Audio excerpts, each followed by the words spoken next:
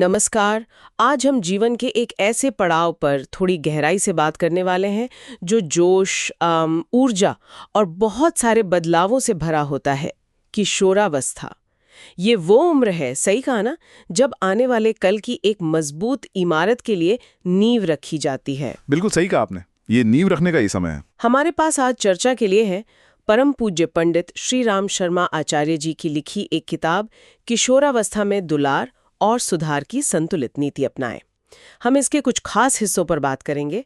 हमारा मकसद है इन विचारों से वो बातें निकालना जो इस नाजुक उम्र को संवारने में, सही दिशा देने में काम आ सकती हैं। हाँ बिल्कुल। तो इस किताब के खजाने से कुछ मोती निकालने के लिए तैयार हैं? चलिए शुरू करते हैं ये चर्चा। जी जरूर। किशोरावस्था, जैसा आचार्य जी ने अपनी पुस्तक में साफ लिखा है, ये सचमुच एक बहुत नाजुक और क्या कहते हैं, महत्वपूर्ण मोड़ है। शारीरिक बदलाव तो होते ही हैं, तेजी से होते हैं, सोच का दायरा भी बढ़ता है और भावनाएं तो जैसे हिलोरे लेती हैं इस उम्र में। उन्होंने इसे संस्कार और संघर्ष की आयु कहा है और ये बात मुझे बहुत सटीक लगती है। संस्कार और संघर्ष की आयु? हाँ, ये बहुत गहरा अर्थ रखता है। बिल्कुल। क्योंकि यहाँ जो अच्छी आदतें पड़ गईं, बिल्कुल। जो सही मार्गदर्शन मिल गया, वो समझिए पूरे जीवन की दिशा तय कर देता है। पुस्तक की शुरुआत में ही मुझे लगता है इस बात पर काफी जोर है कि इस उम्र में सही सीख और मार्गदर्शन मिलना कितना जरूरी है। ऐसा लगता है जैसे लेखक बार बार चेता रहे हों कि अगर इस समय ध्यान नहीं दिया गया, अगर चूक गए, हाँ, तो इसका असर बहुत लंबे समय तक रह सकता है। ये सिर्फ कुछ साल गंवाने जैसा नहीं है, बल्कि शायद जीवन भर उसका प्रभाव महसूस होता है। सही। और इस मार्गदर्शन का एक बहुत बड़ा हिस्सा जो शायद आजकल हम कभी-कभी अनदेखा कर देते हैं, वो है स्वास्थ्य। हाँ, स्वास्थ्य। ये सिर्फ बीमारियों से बचना नहीं है, बल्कि एक मजबूत नींव रखना है। पुस्तक में आहार विहार की नियमितता और स्वास्थ्य संवर्धन के नियम जैसे शब्द हैं। मतलब खान पान का समय, उसका तरीका, क्या खाना है, कितना खाना है, इन सब पर ध्यान देना। अच्छा, जैसे वो पेट में हवा और पानी की जगह रखने वाली बात भी शायद इसी में आती होगी। समय पर सोना, जागना, साफ सफाई का ध्यान रखना। ये सुनने में तो छोटी छोटी बातें लगती हैं, पर शायद यही मिलकर सेहत की एक मजबूत दीवार बनाती हैं। बिल्कुल सही। यही छोटी छोटी आदतें मिलकर ही तो बड़ा फर्क लाती हैं। आप सोचिए, अगर शरीर स्वस्थ है, उसमें ऊर्जा है, तभी तो मन भी किसी काम में लगेगा ना।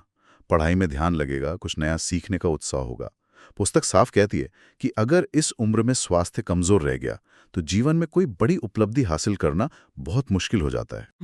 स्वास्थ्य ही वो आधार है, वो फाउंडेशन है जिस पर बाकी सब कुछ टिकता है। और सिर्फ खान पान या नींद ही नहीं, शारीरिक सक्रियता पर भी उतना ही जोर दिया गया है। खेल कूद की बात है, व्यायाम को जरूरी बताया गया है। ऐसा लगता है जैसे किशोरों की जो एक स्वाभाविक ऊर्जा होती है ना, उसे सही दिशा देने का ये एक तरीका है। हाँ बिल्कुल। उनकी जो खेलने कूदने की एक नेचुरल इच्छा होती है, उसे दबाना नहीं है, बल्कि उसे प्रोत्साहित करना है, उसके लिए सुविधाएं देनी है। व्यायाम को एक बोझ की तरह नहीं देखना है, अच्छा, बल्कि स्वास्थ्य के लिए जरूरी और शायद एक मजेदार गतिविधि के तौर पर। इससे ना सिर्फ शरीर मजबूत होता है, बल्कि वो जो अतिरिक्त ऊर्जा है ना, हाँ, वो भी सही जगह लगती है। मन शांत रहता है और एक अनुशासन भी आता है जिंदगी में। अच्छा, अब आते हैं उस मुख्य विचार पर जो किताब के शीर्षक में ही है, दुलार और सुधार की संतुलित नीति। यह संतुलन शब्द मुझे बहुत महत्वपूर्ण लग रहा है। इसका मतलब है कि न तो सिर्फ लाड़ प्यार और ना ही सिर्फ सख्ती, कुछ बीच का रास्ता। बिल्कुल। यही संतुलन साधना ही शायद सबसे बड़ी कला है इस उम्र में। पुस्तक समझाती है कि सच्चा प्यार सिर्फ सुविधाएं दे देना या हर जिद पूरी कर देना नहीं है। सच्चा प्यार वो है जो किशोर की शारीरिक और मानसिक जरूरतें समझे और उसे अपनी ऊर्जा, अपनी प्रतिभा को इस्तेमाल करने के ज्यादा से ज्यादा मौके दे, उसे सक्रिय बनाए, उसे जिम्मेदार बनाए। और सुधार का मतलब यहाँ डांट फटकार या सजा देना नहीं है, क्योंकि आमतौर पर तो लगता है कि सुधार का मतलब यही होता है। नहीं, पुस्तक इस मामले में बहुत स्पष्ट है। देखिए, अत्यधिक ढील या लापरवाही से तो अनुशासनहीनता आ सकती है। किशोर दिशाहीन हो सकता है। वहीं जरूरत से ज्यादा सख्ती, हर बात पर टोकना, हर चीज पर नियंत्रण रखना, ये किशोर मन में एक तरह का विद्रोह पैदा कर सकता है, या फिर वो डर कर अपनी भावनाओं को दबाना सीख सकता है। और ये दोनों ही चीजें उसके स्वाभाविक विकास के लिए अच्छी नहीं हैं। सुधार का अर्थ यहाँ चरित्र निर्माण से है, स्वभाव के परिष्कार से है। स्वभाव का परिष्कार, जैसे पुस्तक में चिड़चिड़ापन या अशिष्टता जैसी बातों का जिक्र है, ये चीजें दिखती हैं इस उम्र में कई बार। तो इनसे कैसे डील करें? पुस्तक का सुझाव है कि इन बातों पर ध्यान दें, उन्हें नजरअंदाज न करें। लेकिन समाधान डांट फटकार नहीं है। समाधान है प्रेम पूर्वक समझाना, संयम और शालीनता का अभ्यास करवाना। अभ्यास करवाना। हाँ, और ये अभ्यास सिर्फ उपदेश देकर नहीं होता। जैसा पुस्तक कहती है, ये उदाहरणों, प्रमाणों और कहानियों के माध्यम से होता है। किशोर तर्क समझने लगते हैं। उन्हें अगर वजह बताई जाए तो वो बात मानते हैं। और इसमें धैर्य की भूमिका उसे बहुत अहम बताया गया है। कहा गया है कि कोई भी नई आदत बनने में, स्वभाव बदलने में समय लगता है। अभिभावकों को ये धीरज रखना होगा। ये बात सुनने में तो आसान लगती है, पर असल जिंदगी में, रोजमर्रा की भागदौड़ में ये धैर्य बनाए रखना कितना चुनौतीपूर्ण हो सकता है। चुनौतीपूर्ण तो है, इसमें कोई शक नहीं, लेकिन शायद जरूरी भी उतना ही है, क्योंकि जल्दबाजी या अधीरता से बात बनने की बजाय बिगड़ सकती है। किशोर मन बहुत संवेदनशील होता है। वो लगातार अपने आसपास के माहौल से सीख रहा होता है। अगर घर में शांति है, आपसी व्यवहार में सम्मान और स्नेह है, तो उसका असर बच्चे पर पड़ेगा ही। पुस्तक कहती है कि घर का वातावरण अगर शालीनता का हो तो किशोर के मन पर उसका प्रभाव अवश्यंभावी है। यानी घर का माहौल ही सबसे पहला शिक्षक है। यह बात वाकई दिलचस्प हो जाती है। पुस्तक सिर्फ स्वास्थ्य या सिर्फ व्यवहार की बात नहीं कर रही, बल्कि एक पूरे इंसान के विकास की तस्वीर सामने रख रही है। शारीरिक, मानसिक, भावनात्मक, बौद्धिक हर पहलू को छुआ गया है। इसे शायद सर्वांगीण विकास कह सकते हैं। हाँ बिल्कुल, ये एक होलिस्टिक अप्रोच है जिसे कहते हैं। हर पहलू महत्वपूर्ण है और एक दूसरे से जुड़ा हुआ है। शारीरिक स्तर पर तो हमने बात की, नियमित दिनचर्या, अच्छा खान पान, नींद, सफाई, खेलकूद, ये तो हो गई शरीर की मजबूती। और ये शारीरिक मजबूती सीधे तौर पर मानसिक और भावनात्मक स्थिरता से जुड़ी है। अगर शरीर थका हुआ या अस्वस्थ होगा तो मन कैसे एकाग्र होगा, भावनाएं कैसे संतुलित रहेंगी, बताइए। सही बात है, बिल्कुल। और मानसिक भावनात्मक स्तर पर घर के सकारात्मक माहौल की बात तो हमने की। पुस्तक इस बात पर भी जोर देती है कि किशोरों में हीनता या कुंठा की भावना ना पनपने पाए। उन्हें उनके आत्मगौरव का एहसास दिलाया जाए। ये आत्मगौरव जगाना, ये कैसे संभव है? ये बहुत ही महत्वपूर्ण बिंदु उठाया आपने। आत्मगौरव का मतलब अहंकार नहीं है। इसका मतलब है अपनी कीमत समझना, अपनी क्षमताओं पर विश्वास करना। अच्छा। और ये तब आता है जब किशोरों को उनकी छोटी छोटी सफलताओं के लिए सराहा जाता है, जब उनकी राय को महत्व दिया जाता है, जब उन्हें जिम्मेदारियां दी जाती हैं और उन पर भरोसा जताया जाता है। पुस्तक कहती है कि उन्हें स्वस्थ जीवन और अच्छे स्वभाव की उत्कृष्टता का महत्व समझाया जाए, ताकि वो खुद अपनी नज़र में उठ सकें और उनका जीवन शुद्धता एवं श्रेष्ठता की दिशा में गतिशील हो सके। ये जो सकारात्मक दिशा है, ये उन्हें अंदर से प्रेरित करती है। और फिर आता है बौद्धिक विकास।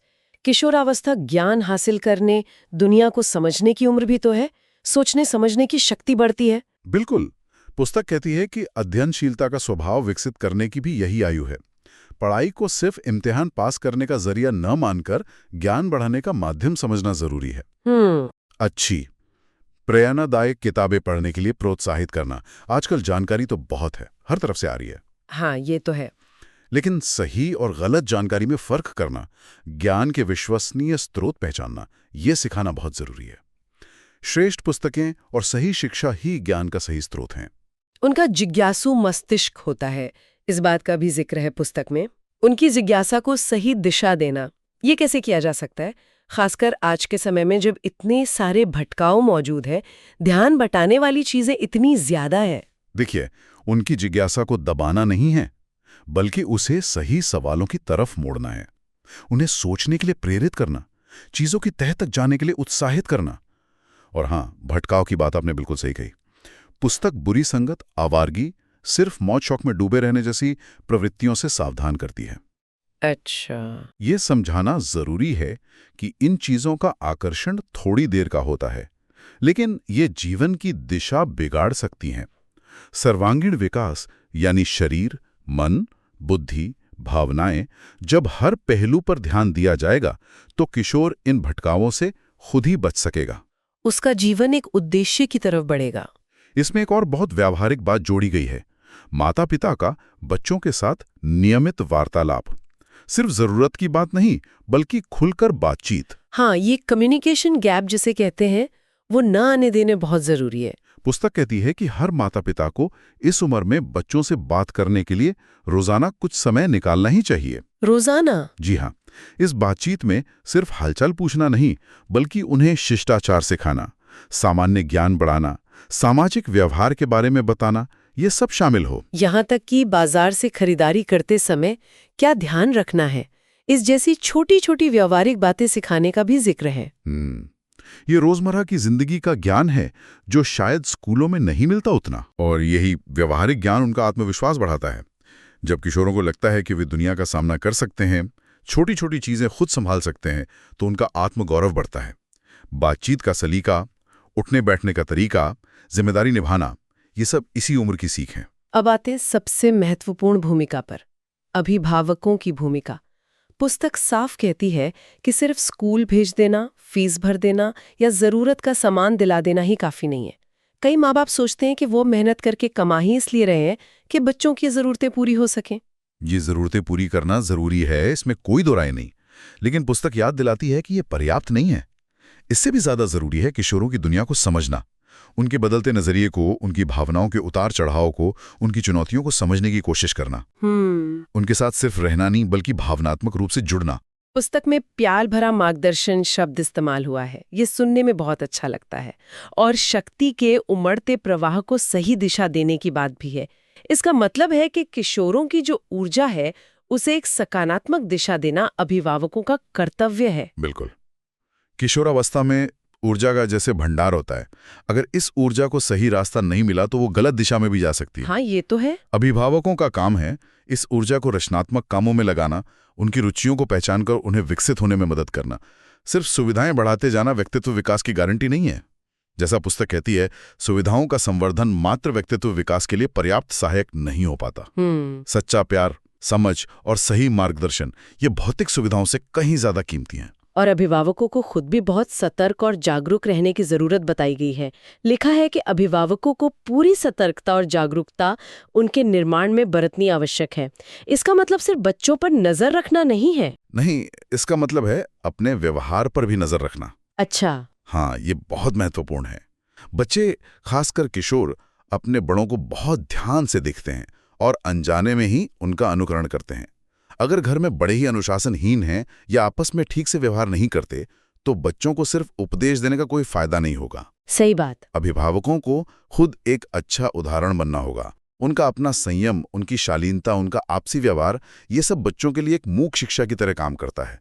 स्नेहपूर्ण मार्गदर्शन के साथ अपना आचरण सुधारना भी उतना ही जरूरी है। तो इस सारी बातचीत का सार क्या निकलता है? परम पूज्य पंडित श्री राम शर्मा आचार्य जी की पुस्तक के इन विचारों से क्या मुख्य संदेश हम ले सकते हैं आज? मेरे विचार में मुख्य संदेश यही है कि किशोरावस्था चुनौतियों से भरा दौर जरूर है, लेकिन उससे कहीं ज्यादा ये अपार संभावनाओं का समय है। ये कच्ची मिट्टी की तरह है जिसे सही आकार दिया जा सकता है। और ये आकार देने का तरीका स्नेह और अनुशासन का संतुलित मिश्रण, ये संतुलन साधना ही कुंजी है। मतलब ये कि न सिर्फ प्यार लुटाना है, न सिर्फ नियम थोपने हैं, बल्कि समझदारी से, प्यार से, धैर्य के साथ उन्हें सही गलत का फर्क समझाना है, अच्छी आदतें डालनी है और उनके अंदर की जो अच्छाई है, उनकी जो क्षमताएं हैं, उन्हें बाहर लाना है। बिल्कुल। और ये सिर्फ अभिभावकों की नहीं, बल्कि एक तरह से समाज की भी जिम्मेदारी है कि किशोरों को एक ऐसा माहौल मिले जहां वे शारीरिक, मानसिक, बौद्धिक और चारित्रिक रूप से विकसित हो सकें। जब उन्हें सही मार्गदर्शन, समझ और प्रोत्साहन मिलता है तो उनका जीवन, जैसा आचार्य जी कहते हैं, शुद्धता एवं श्रेष्ठता की दिशा में गतिशील होता है। वे एक स्वस्थ, संतुलित और उद्देश्यपूर्ण जीवन की तरफ बढ़ते हैं। अंतिम विचार आज के इस दौर में, जहां किशोरों के पास सूचनाएं भी अनंत हैं और भटकाव भी अनगिनत, आचार्य जी के ये विचार शायद और भी ज्यादा प्रासंगिक हो जाते हैं। सोचने वाली बात यह है कि हम इस डिजिटल युग के साधनों का इस्तेमाल कैसे करें ताकि किशोरों तक सही, सकारात्मक और निर्माणकारी ज्ञान पहुंचे। कैसे उन्हें सूचनाओं के इस महासागर में सही चुनाव करना सिखाएं ताकि वे अपनी ऊर्जा और क्षमताओं का सर्वश्रेष्ठ उपयोग कर सकें। ये एक अहम सवाल है।